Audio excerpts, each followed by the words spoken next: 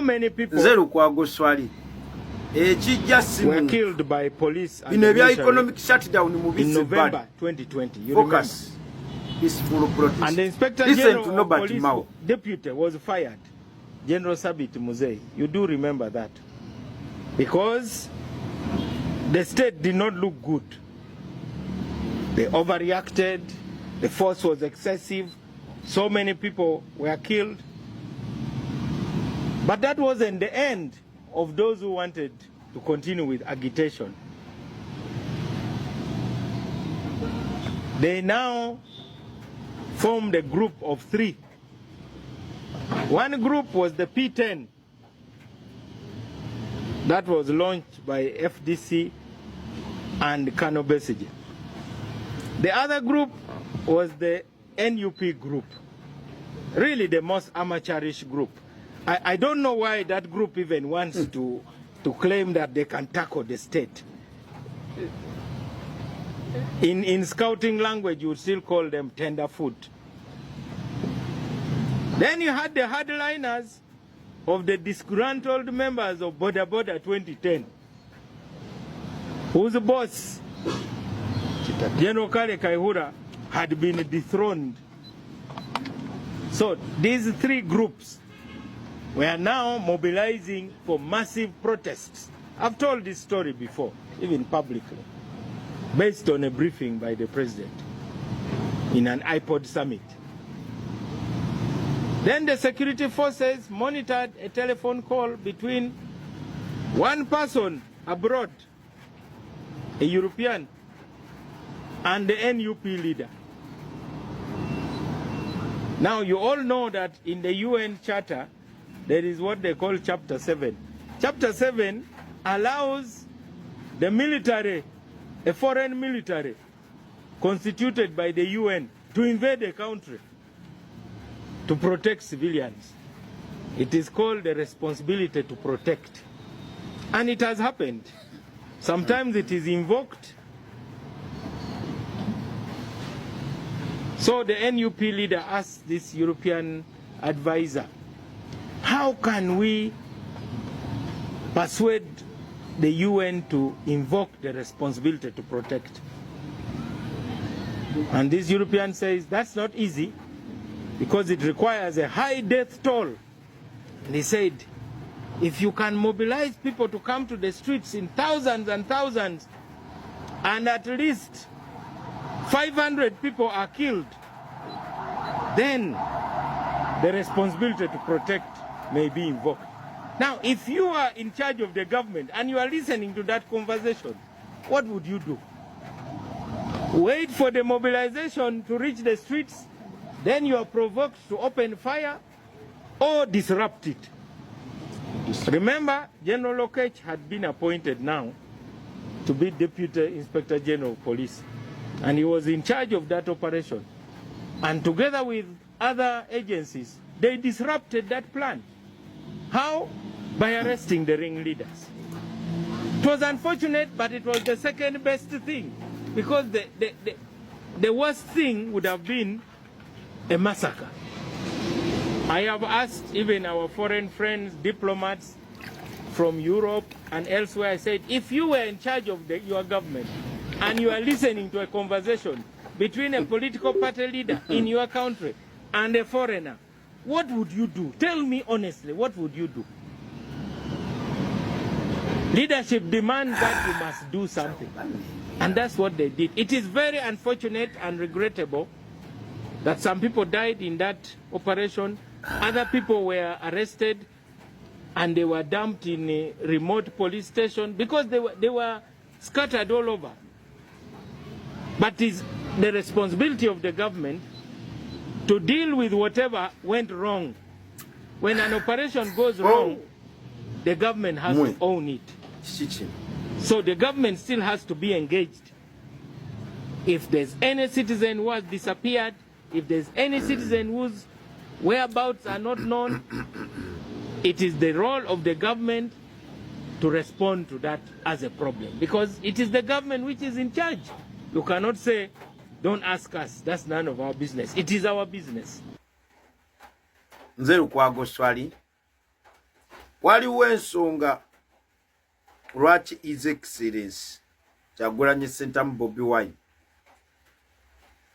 revolution yaffe yagijja ku domestic advocacy etajetinga government yokka n'agitwala ku international advocacy that targets global institutions like United Nations, European Union, African Union, East African Community, international key states nga United States of America. Ennaku zino gyali twabagamba tetwagenda mu kalulu kano nti Museveni agenda tulangirira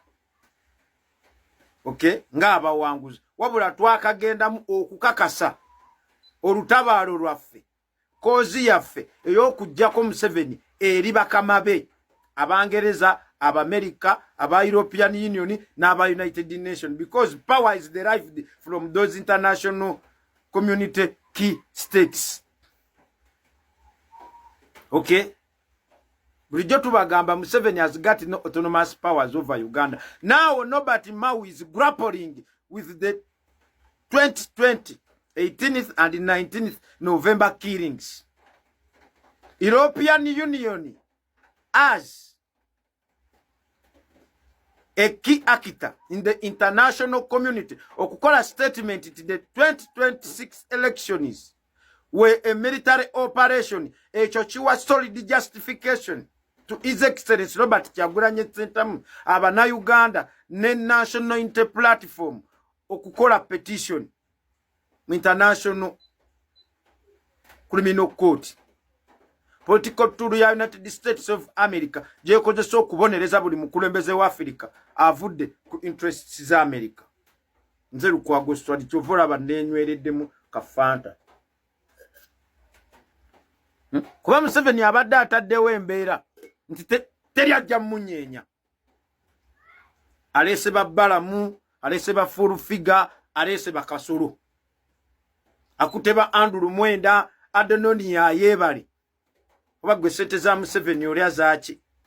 So all along tubadde tulakinga opposition key player who can engage the international community in a way that infects regime change mu Uganda.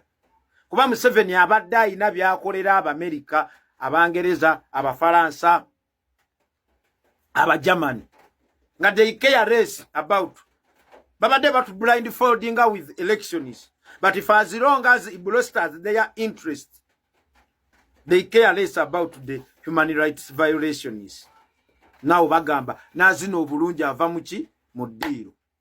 Tuvula baali balese Omunyarwanda atalumirirwa nsaasira nakuwalira wamu n'abazadde abafiiriddwa abaana mu Museveni okwagala okugezako okunoonya sympathy na attention of the international community.